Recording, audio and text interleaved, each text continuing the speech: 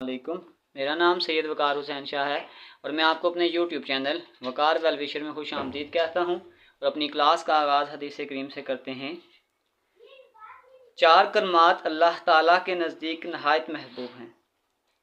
सुबहान अल्लाह, अल्हम्दुलिल्लाह, ला इलाहा इल्लल्लाह, अल्लाहु अकबर। जिस कलमे से भी इन्हें पढ़ना शुरू कर लो कोई हर्ज नहीं। तो प्यारे बच्चों, आज की क्लास में हम क्लास 11 चैप्टर नंबर 6 एक्सरसाइज 6.5 के क्वेश्चन नंबर 5 से लेकर क्वेश्चन नंबर 10 तक सॉल्व करेंगे। तो चलते हैं अपने क्वेश्चन की जानिब। Number 4, in 2 dice experiment, given that the first die show 4, what is the probability that the second die show a number greater than 4? यानी हमारे पास ये कि अगर हम लूडो को छिक्के को 2 दफ़ा फेंक रहे हैं और अगर हमारे पास पहली दफ़ा 4 आ रहा है तो इसकी क्या प्रोबेबिलिटी है कि जब हम दूसरी दफ़ा फेंकेंगे तो आपके पास जो इवेंट होगा वो नंबर 4 से ज़्यादा होगा। तो सबसे पहले अगर हम इसकी सिंपल स्पेस बनाएंगे तो जैसे लूडो को छिक्के हैं उसमें आपके पास 6 ही नंबर होते हैं, 1 2 3 4 5 6। तो इसका मतलब NS आपके पास आ गया 6। और सपोज करें ई इस इवेंट का नाम रख लेते हैं और हमने बताना है कि नंबर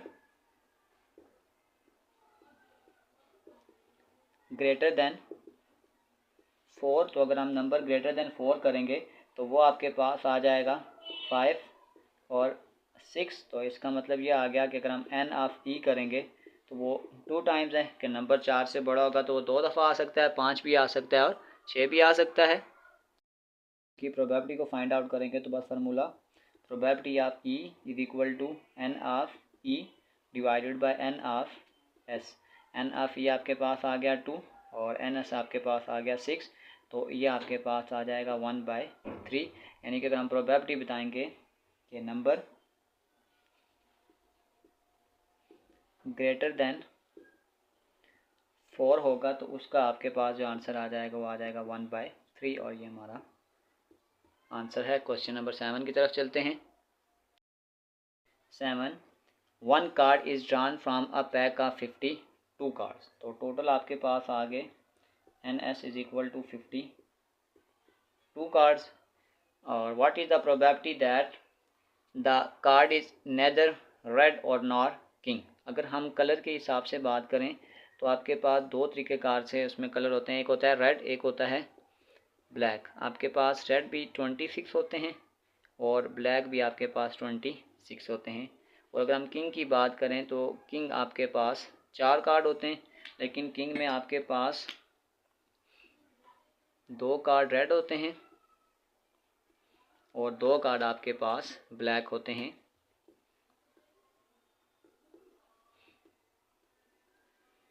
तो सबसे पहले मैं इवेंट के नाम रख लेता हूँ। अगर मैं ये कह देता हूँ कि आपके पास जो ए है वो आपके पास रेड कार्ड है, तो रेड कार्ड आपके पास होते हैं 26।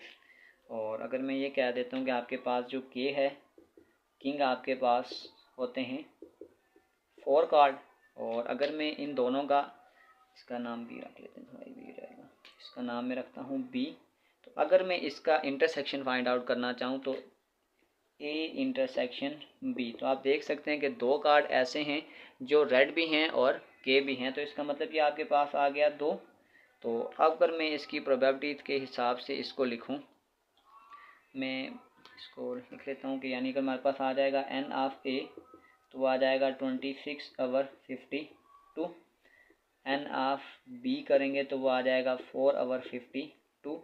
और अगर हम करते हैं N of A intersection B, A intersection B, तो वो आपके पास आ जाएगा, इसको बल्कि प्रोबेबिलिटी का फार्मूला लगा रहे हैं तो प्रोबेबिलिटी की फॉर्म में लिख लेते हैं। तो ये आपके पास आ जाएगा 2/52। अब हमारे पास एक फार्मूला हमने पढ़ा था कि probability of A union B. Basically हमने ये निकालना है कि नेदर रेड नॉर किंग। तो इस नेदर वाले केस को हम बाद में डिस्कस करते हैं। पहले हम कहते हैं कि अगर हम एक कार्ड उठा रहे हैं वो रेड भी है और किंग भी है, तो इसका मतलब इसका फार्मूला ये था कि probability of A plus probability of B minus probability of A intersection B. तो ये आपके पास आ जाएगा 26/52 प्लस 4/52 -2/52। तो ये 52 एलसीएम आ जाएगा, सारा सेम है। तो 26 + 4 30, 30 में से 2 निकालेंगे, ये आपके पास आ जाएगा 28/52। तो अब हम आगे चलते हैं, हम प्रोबेबिलिटी निकालें नेदर रेड नॉर किंग। तो बेसिकली हमारे पास एक कम्प्लीमेंट्री इवेंट हमने पढ़ा था कि probability of A union B plus probability of A union B का कंप्लीमेंट इक्वल टू 1। तो बेसिकली हमने ये फाइंड करना है, इसको तो जाके क्या करते हैं, माइनस कर दें। यहाँ जाएगा probability of A union B का complement is equal to 1 minus probability of A union B. तो यह आ जाएगा 1 minus probability of A union B हमने निकाला था 28/52। तो बस इसको कैलकुलेटर पे अप्लाई कर लें, ये आपके पास आ जाएगा 1 माइनस 28/52। तो ये आपके पास आ जाएगा 6/13, 6 डिवाइडेड बाय 13, और ये हमारा आंसर है। चलते हैं नेक्स्ट क्वेश्चन की जानिब। 8 a pair of dice is throne. तो पेयर ऑफ डाइस में जो आपके पास सैंपल बनते हैं 36 बनते हैं। ये मैं पीछे सैंपल ड्रा कर भी चुका हूँ, और ये मैं आपको पहले भी बता चुका हूँ कि ये सैंपल कैसे ड्रा होते हैं। तो हमारे पास उसने कहा है find the probability that the sum is neither 7 nor 11। हम इस केस को डिस्कस करते हैं, हम पहले करते हैं कि 7 और 11 हो, बाद में इसको कम्प्लीमेंट्री इवेंट करके वहाँ से इजीली फाइंड आउट कर सकते हैं। तो हम ये कह रहे हैं कि A is equal to sum is 7। तो अगर मैं ये वाले लिखूँगा तो ये आपके पास सैंपल आ जाएंगे, हम तरतीब से लिखें तो ये आ जाएगा 1 और 6 7, 2 और 5 7, 3 और 4 7, फिर ये आपके पास आ जाएगा 4 और 3 7, और फिर ये आपके पास आ जाएगा 5 और 2, और फिर ये आपके पास आ जाएगा 6 और 1। तो इसका मतलब अगर आप इसको काउंट करोगे तो आपके पास जो एन ऑफ ए आ जाएगा तो आपके पास आ जाएगा 6। और सपोज करें कि इसका इवेंट बी में रख लेता हूँ, बी, तो आ जाएगा सम इज़ 11। तो वो आपके पास दो ही सैंपल हैं, 5 और 6 और 6 और 5। तो इसको अगर हम काउंट करेंगे तो ये आपके पास आ जाएगा 2। अब पहले मैं प्रोबेबिलिटी यूँ फाइंड आउट करता हूँ कि probability of A union B, आ जाएगा probability of A union B. तो आपके पास आ जाएगा probability of A plus probability of B, क्योंकि इसमें कोई भी ऐसा पॉइंट नहीं है जो दोनों में क्या हो रहा हो, कॉमन आ रहा हो, तो इसलिए इसका इंटरसेक्शन नहीं निकलेगा। तो बस प्रोबेबिलिटी ऑफ ए अगर हम निकालने की कोशिश करेंगे तो ये आपके पास आ जाएगा 6/36, और प्रोबेबिलिटी ऑफ बी निकालेंगे तो आपके पास आ जाएगा 2/36। 36, तो 36 एलसीएम आ जाएगा, 6 + 2 8, तो ये आ जाएगा 8 डिवाइडेड बाय 36। तो बेसिकली हमने ये चीज़ तो नहीं निकालनी थी, हमने ये निकालनी थी कि प्रोबेबिलिटी इज नेदर 7 नॉर 11। तो बस हम कम्प्लीमेंट्री रूल फाइंड आउट करेंगे, यानी probability of A union B plus probability of A union B whole complement is equal to 1। इसको तो लेके चले जाएं तो ये आ जाएगा probability of A union B whole complement 1 minus probability of A union B. तो वो आपके पास आ जाएगा 1 minus probability of A union B, ये आपके पास है 8/36। इसको डायरेक्ट कैलकुलेटर पे अप्लाई करते हैं, आ जाएगा 1 माइनस 8/36। तो ये आपके पास आ जाएगा 7/9, 7 डिवाइडेड बाय 9। आंसर ये है कि आपके पास जो नंबर होगा वो ना 7 होगा और ना 11 होगा, और ये हमारा आंसर है। चलते हैं इसके क्वेश्चन नंबर 9 की जानिब। Number 9, Ajmal and Bushra appear in interview for 2 vacancies. The probability of their selection of being is 1/7 and 1/5 respectively. Find the probability that. आगे कुछ केस हैं, तो सबसे पहले हम इसको इवेंट्स का नाम देते हैं। फॉर एग्जांपल ए आपके पास है अजमल सिलेक्शन, तो अगर हम प्रोबेबिलिटी ऑफ ए निकालेंगे तो वो आपके पास है अजमल की सिलेक्शन है 1/7। तो अगर अजमल के सिलेक्ट ना होने की प्रोबेबिलिटी अगर हम निकालेंगे तो वो आ जाएगा 1 माइनस प्रोबेबिलिटी ऑफ ए, यानी कि ये आपके पास आ जाएगा 1 माइनस 1/7। तो ये 7 एलसीएम आ गया, 7 1 = 7 माइनस 1, तो ये आपके पास आ गया है 6/7। 7, यानी सिलेक्ट होने के अजमल के चांस हैं 1/7 और ना सिलेक्ट होने के चांस हैं 6/7। और इसी तरीक़ाकार से अगर हम बुशरा का भी लिखते हैं इवेंट बी बुशरा सिलेक्शन, तो अगर हम प्रोबेबिलिटी ऑफ बी हमें गिवन है बुशरा के सिलेक्ट होने के चांस हैं 1/5, तो अगर हम बुशरा के ना सिलेक्ट होने के चांस निकालेंगे तो इसको 1 में से माइनस कर देंगे, तो ये आपके पास आ जाएगा 1 - 1/5, 5 एलसीएम 5 - 1, तो ये आपके पास आ जाएगा 4/5, यानी बुशरा के सिलेक्ट होने के चांस 1/5 हैं और बुशरा की सिलेक्शन ना होने के चांस हैं 4/5। तो अब आगे ये इवेंट्स हैं, हम 1 बाय 1 उनको सॉल्व करते हैं। आपके पास पहला कंसेप्ट ये कि बोथ विल बी सिलेक्टेड। अब अजमल के सिलेक्ट होने के चांस और बुशरा के सिलेक्ट होने के चांस बिल्कुल डिफरेंट हैं और ये दोनों एक दूसरे के ऊपर डिपेंड नहीं कर रहे।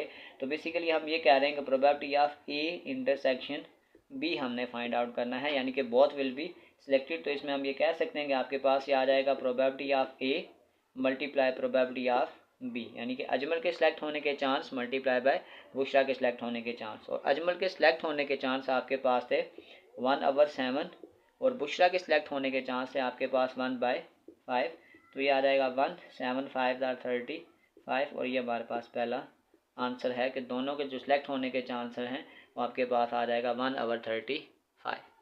इसी के सेकंड पार्ट की तरफ चलते हैं। 2 में आपके पास ये कह रहा है कि ओनली 1 विल बी सिलेक्टेड। अब इसमें यह हो सकता है कि अगर पहली दफ़ा अजमल सेलेक्ट होगा तो फिर बुशरा सेलेक्ट नहीं होगी, और अगर बुशरा सेलेक्ट हो जाएगी तो फिर अजमल सेलेक्ट नहीं हो सकेगा। तो अगर हम इसको इवेंट की फॉर्म बनाएंगे तो ये आपके पास यूँ आ जाएगा probability of A intersection B complement. इसका मतलब है कि अजमल सेलेक्ट हो गया है और बुशरा सेलेक्ट नहीं हुई। या दूसरा केस ये हो सकता है कि प्रोबेबिलिटी ऑफ यानी अजमल सेलेक्ट नहीं हुआ और बुशरा सेलेक्ट हो गई। तो अगर हम इसको फर्दर सॉल्व करेंगे तो ये आ जाएगा probability of A multiply by probability of B dash plus probability of A dash multiply probability of B. तो बस हमने सिलेक्ट होने और ना सिलेक्ट होने के तमाम आंसर निकाले हुए।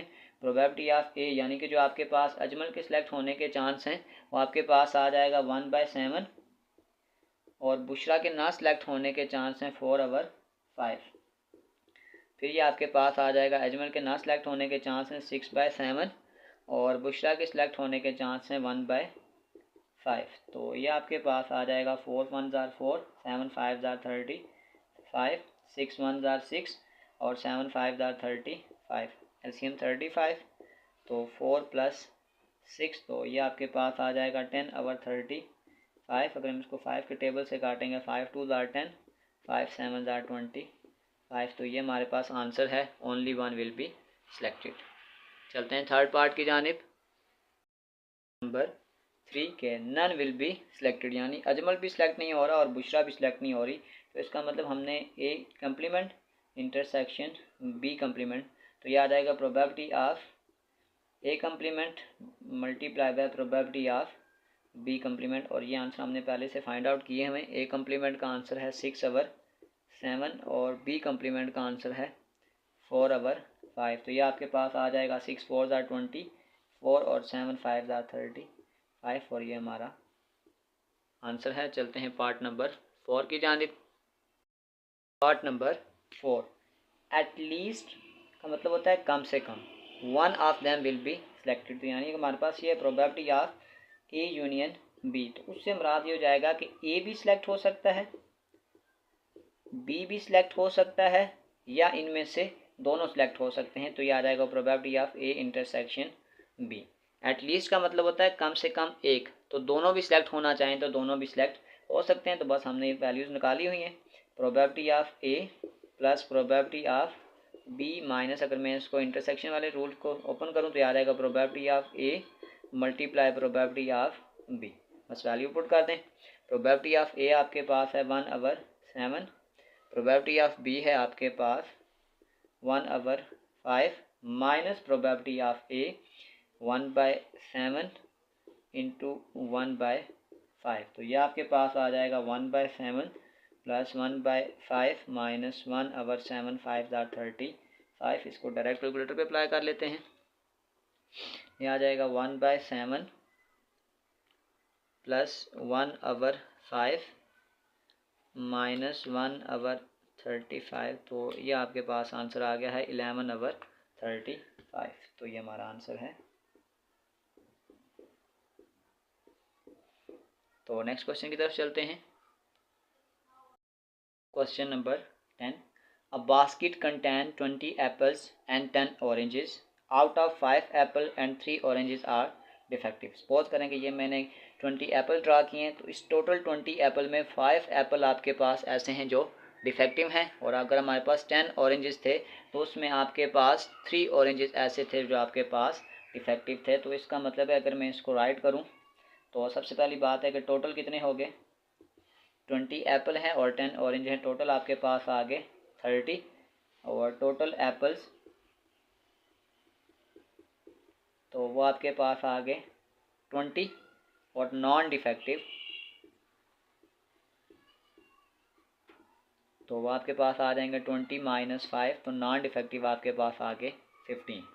और इसी तरीक़ाकार से अगर मैं ऑरेंजेस की बात करूँगा तो आपके पास जो टोटल ऑरेंजेस हैं वो आपके पास 10 हैं, और अगर नॉन डिफेक्टिव की बात करूँगा तो वो आपके पास आ जाएगा 10 - 3, तो ये आपके पास आ जाएंगे 7।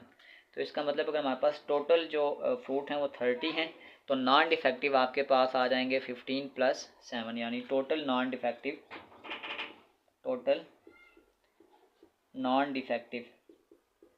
तो वो आपके पास आ जाएंगे 15 + 7, ये आपके पास आ जाएगा 22। तो अब हम क्वेश्चन की तरफ चलते हैं।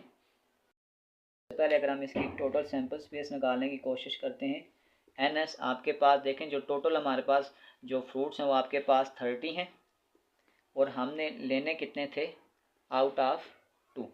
तो सबसे पहले मैं इसको डायरेक्ट फार्मूलाज की मदद से करता हूँ, बल्कि इसको डायरेक्ट कैलकुलेटर पे कर लेते हैं। कम्बिनेशन में पहले बहुत सारे सॉल्व कर चुका हूँ कि कैसे करते हैं। 30C2, तो आपके पास ये आंसर तो आ जाएगा 45।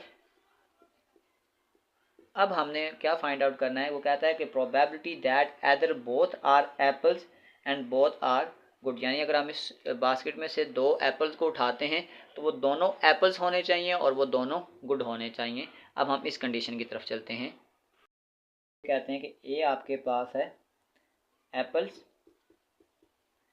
तो अगर हम प्रोबेबिलिटी ऑफ ए निकालने की कोशिश करेंगे तो अगर मैं इसके नंबर को फाइंड आउट करूँगा तो मेरे पास देखें एप्पल्स कितने थे टोटल हमारे पास 20। तो इसका मतलब ये आ गया कि अगर हमने नंबर ऑफ़ एप्पल्स को फाइंड आउट करेंगे तो ये आपके पास आ जाएगा 20 है, और हमने लेने कितने थे 2। तो अगर हम ये निकालते हैं 20C2, तो ये डायरेक्ट कैलकुलेटर पे अप्लाई करें, ये आपके पास आ जाएगा 20C2। तो ये पहला कंडीशन तो ये आ गया आपके पास 190, यानी अगर वो दोनों अगर हम उठाते हैं वो दोनों एप्पल हैं। एक कंडीशन हमारे पास ये थी कि उसका एप्पल होना ज़रूरी है, और दूसरी कंडीशन हमारे पास ये है कि उसका गुड होना ज़रूरी है। तो अगर मैं इसको नया नाम रखता हूँ बी, तो बी आपके पास आ जाएगा नॉन डिफेक्टिव। तो अगर हम नॉन डिफेक्टिव देखें तो टोटल आपके पास जो नॉन डिफेक्टिव फ्रूट्स थे वो आपके पास 22 थे, लेकिन हम उसमें से 2 ही ले सकते हैं। तो अब मैं इसको डायरेक्ट फाइंड आउट करता हूँ, तो ये आपके पास आ जाएगा 22 शिफ्ट बाकी सी, तो ये आपके पास आ जाएगा 231, ये आपके पास आ गया 231। अब अगर हम इन दोनों का इंटरसेक्शन फाइंड आउट करें, यानी अब अगर हम ये कहते हैं कि वो एप्पल भी हो, यानी प्रोबेबिलिटी ऑफ, यानी वो एप्पल भी हो और वो नॉन डिफेक्टिव भी हो। अगर हम ये निकालने की कोशिश करें कि वो आपके पास एप्पल भी हो और नॉन डिफेक्टिव हो, तो इसका मतलब ये हो गया कि देखें टोटल एप्पल तो आपके पास 20 थे, लेकिन 20 में से आपके पास 5 एप्पल तो ऐसे हैं जो आपके पास डिफेक्टिव हैं। तो इसका मतलब है ये हम निकाल सकते हैं कि बाकी 15 है, और उस 15 में से अगर हम 2 लेंगे तो वो नॉन डिफेक्टिव होगा, क्योंकि ये डिफेक्टिव हमने माइनस कर दिए हैं। तो अगर हम निकालते हैं तो ये आपके पास आ जाएगा 15C2, यहाँ आपके पास आ जाएगा 105। तो ये हमारे पास आ गया है 105। अगर हम प्रोबेबिलिटी फाइंड करें कि प्रोबेबिलिटी आपके पास एप्पल भी हो एंड गुड भी हो, तो इसका मतलब हमारे पास जो प्रोबेबिलिटी बन जाएगी वो आपके पास आ जाएगा probability of A union B. तो आपके पास आ जाएगा प्रोबेबिलिटी ऑफ ए यानी वो एप्पल भी हो, प्रोबेबिलिटी ऑफ बी वो गुड भी हो, और minus probability of A intersection B. तो ये सारे आंसर हम फाइंड आउट कर चुके हैं। अब इसकी प्रोबेबिलिटीज को हम 1 बाय 1 करके पुट करते हैं। प्रोबेबिलिटी ऑफ ए यानी एप्पल होने की जो आपके पास प्रोबेबिलिटी थी, तो ये आपके पास 190 है, मैंने गलती से 19 लिख दिया है। तो अगर मैं इसको करूँगा तो ये आपके पास आ जाएगा 190 divided by total sample space हमने निकाली थी 435, तो ये आ जाएगा 435। फिर प्रोबेबिलिटी ऑफ बी यानी कि वो नॉन डिफेक्टिव हो यानी कि गुड हो, तो वो आपके पास आ जाएगा 231 divided by 435 minus probability of यानी वो एप्पल भी हो और गुड भी हो, तो वो आपके पास था 105, ये आ जाएगा 105 माइनस 435। तो अब हम एलसीएम लेंगे, ये आ गया 435 190 प्लस 231 माइनस 105। तो इसको बस सॉल्व कर लेते हैं। ये आपके पास आ जाएगा 190 प्लस 231 माइनस 105। तो ये आपके पास आ गया 316 अवर 435। तो ये आपके पास आ जाएगा 0.726, आपके पास आ जाएगा 0.726 और ये हमारा आंसर है। इस एक क्वेश्चन को मैं थोड़ा सा रिपीट कर देता हूँ, ये थोड़ा सा मुश्किल है बाकी क्वेश्चन के लिहाज से। सबसे पहला कंसेप्ट तो ये है कि हमारे पास एक बास्केट है, उसके अंदर 20 एप्पल हैं और 10 आपके पास ऑरेंजेस हैं।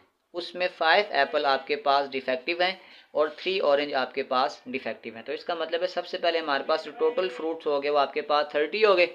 30 में से आपके पास 20 एप्पल हैं और 20 एप्पल में से आपके पास जो नॉन डिफेक्टिव एप्पल हैं वो 15 हैं। और इसी के कहा से अगर आपके पास 10 ऑरेंजेस हैं तो नॉन डिफेक्टिव जो हैं वो आपके पास 7 हैं। तो अब हमारे पास क्वेश्चन ये था, अगर हम एप्पल्स की फाइंड आउट करें थे तो इसका मतलब है कि आपके पास जो एप्पल हैं 20 है, अगर हम 20 में से 2 लेंगे तो आपके पास 190 हो जाएगा। सेकंड हमारे पास थे यानी गुड हो यानी कि नॉन डिफेक्टिव हो, तो नॉन डिफेक्टिव फ्रूट्स आपके पास 22 था, तो 20C2 करेंगे तो ये आपके पास 231 आ गया।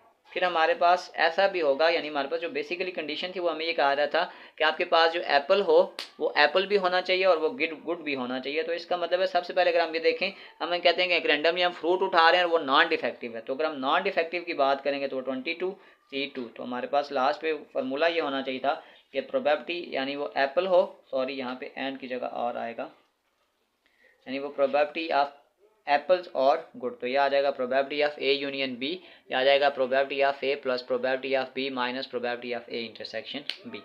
तो इसी के साथ हमारी एक्सरसाइज 6.5 क्वेश्चन नंबर 6 से लेकर क्वेश्चन नंबर 10 तक कंप्लीट हो चुके हैं। डिस्क्रिप्शन में मैं इस पूरे चैप्टर के एक्सरसाइजेज के लिंक डाल दूंगा, अगर आपको किसी भी जगह मसला हो तो आप आसानी से जाकर वो क्वेश्चन विजिट कर सकते हैं। आखिर में एक छोटा सा मैसेज अपने देखने और सुनने वालों के लिए,